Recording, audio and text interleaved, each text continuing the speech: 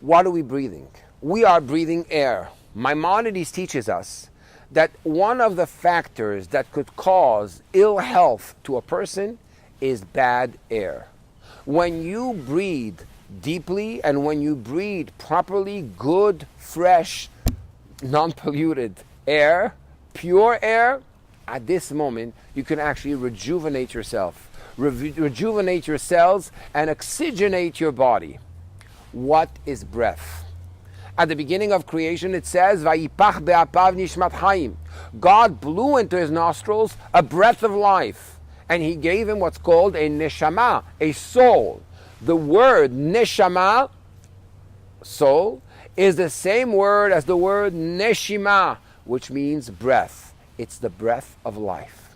So when you are breathing, this constant action of breathing in and exhaling, breathing in, exhaling, taking in the good, exhaling the bad, this is actually an action that happens in your soul. Your soul is just like a flame, your body is just like the wick. There's a movement where it comes down and it wants to go up to its source.